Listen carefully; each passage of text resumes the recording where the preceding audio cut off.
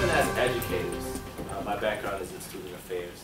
And I went into student affairs thinking that when we talk about blueprints and architecture, when I went into student affairs, I imagined it being a large building with open windows, with open rooms, and just welcoming colors, and being able to flow through room to room and being welcome and working in those spaces.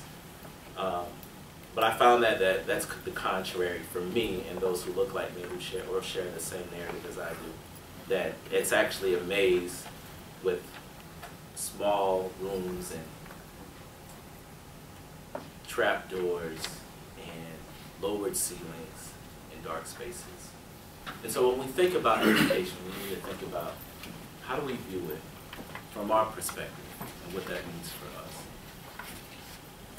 So during today's lesson today, or presentation, we'll be talking about the bureaucratic blueprint, too few black and brown pillars in all white buildings. Okay, and I'm hoping that most of you all read the abstract. Anybody have any ideas what this session will be about? I was just going to say, having more people of color in education as teachers. And retaining them.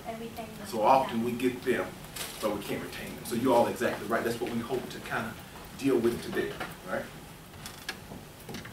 So I'm Joe Fitzgerald. I serve as a family involvement specialist for MNPS. That's my current position. I have over 10 years of high school teaching experience, particularly in the area of mathematics, and I'm also one of the ed consultants for Prosper and Partners. So my name is Colbert Prosper. I'm the founder and senior consultant at Prosper and Partners International Consulting Firm. My background is student affairs. I received my master's in college student personnel from the University of Tennessee. Worked several years in higher education and worked with higher ed through consulting. I'm also an adjunct professor at the University of the District of Columbia, which is at HBCU in DC. And so just give you a brief overview of Prosper and Partners International Consulting Firm. As you'll see today, we believe in all perspectives. We believe in all people. So therefore, we create a consulting firm where we celebrate people's differences and diversity, and able to use diversity as a collaboration mechanism to create social innovation. And so that's what we believe, and that's why we created such a company. Our areas of excellence, aka focus areas, are education, organizational and professional development, youth engagement, community development, nonprofit, small business, and government contracting. One of the things we love to do is using a multidisciplinary approach to solve complex problems, and so you'll be seeing that today. Could someone read that for me? The declining number of minority teachers, particularly African American male teachers, is of concern as the nation's public school student population becomes increasingly diverse. So, when we look at the demographics, and we all know it, from K through 12 and higher education, our students are becoming more diverse. But our faculty, our staff, our teachers is not showing in the same representation. We'll show you the stats. Between the fall of 2002 and 2012, white student enrollment in public schools dropped from 59% to 51%. In the fall of 2015, about 50.1 million students were expected to attend K through 12, an additional 4.9 students, private schools, and girls represented 49% of students in elementary and secondary education.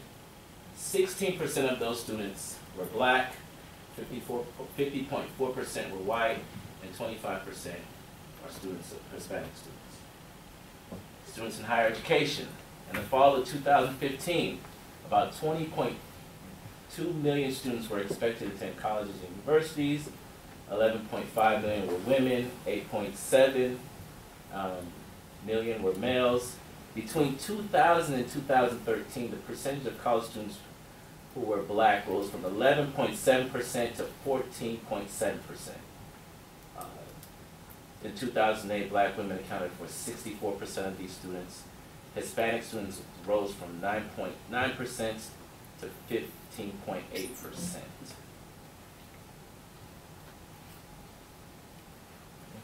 So Mr. Prosper dealt with stats of students. I'll deal with the stats of educators in the K-12 sector and the higher ed.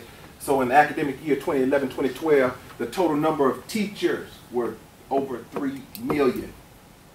Out of that 3 million, over 3 million taught in public schools. And, over 400,000 taught in the private sector. And 76% of public school teachers were women. Let that marinate for a moment. Approximately 82% of public school teachers were white. In the fall of 2013, there were about 1.5 million faculty members. 79% of full-time faculty members were white. Of that number, 43% were males and 35% were women.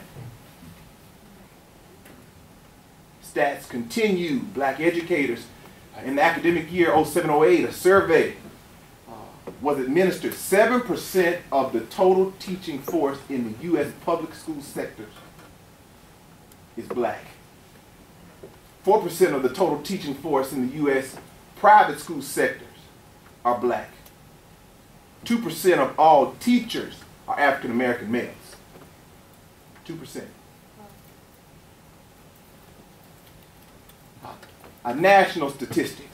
Black Americans compose approximately 6% of faculty on college campuses. From that breakdown, remember this is nationally, 23,000 females, 18,000 males. In 99, the percentage of African American male academic administrators in higher education was approximately 4.9%.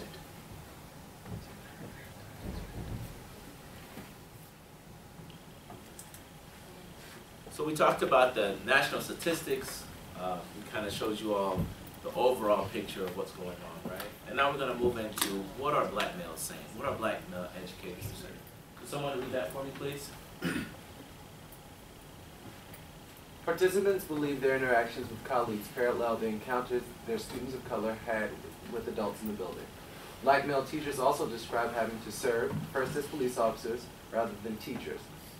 Instead of their colleagues coming to them for help designing engaging curriculum, black male teachers became responsible for taking care of the misbehaving students.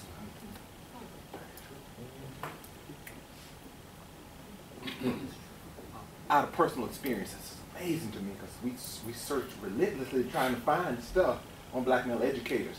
So back again, my first year of teaching, I started in August.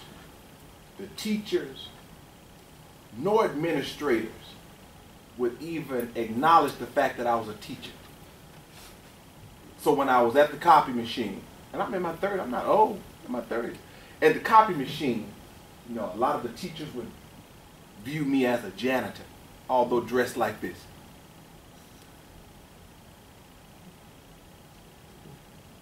And I'm 20 years old at the time.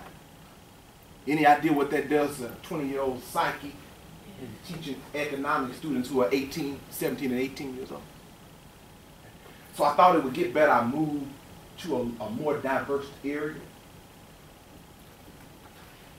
And I taught math all those years. It's amazing to me. Then the principals began to modify the schedules of the students.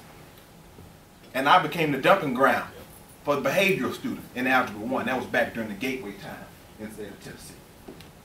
I had 6 Algebra 1 classes, all problem students. Because at that time I'm still not knowledgeable enough to really know what's going on.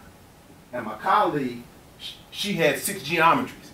At the time, 2 regular geometries. There was a big technical algebra and geometry push at that time and 2 honors.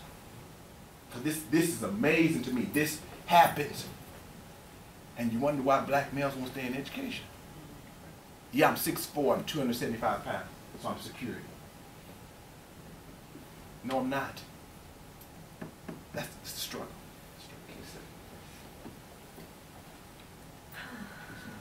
This is me. Can we get a reader? Black male teachers described an environment of hyper-surveillance by administrators, continuous observations where the focus was on complying with singular ways of teaching and adhering to a scripted curriculum. Hey, same thing for me. I experienced Algebra 1. So my last 4 years of teaching, 11 years, last 4 or 5 years of teaching, I wasn't an educator anymore. I became a puppet. Because we had an open door policy. So I had to keep my door open all the time. And then principals they didn't want me to just post my objectives. They wanted me to post my SPIs, which didn't mean anything to the learner. It was for all of the foo-foos coming in and out of the classroom. Based on this, continuous observations in and out of the classroom. What does that do? What does that do to an atmosphere of learning when you have foreigners, strange persons in and out of your classroom all the time? Still in my Algebra 1 classes. This is what we can't keep. That makes sense, you know? Right? Students, we talked about professionals, and so let's talk about the organizations themselves, because organization perpetuates what our thoughts, our feelings, our ideas, our context, and our history, right? And organizations, they're different from the people because they are larger and their effect is far spread, right? And so just to give you a overview of organizational theory, so we can understand resource dependency theory, is organizations can be compared as organisms, right?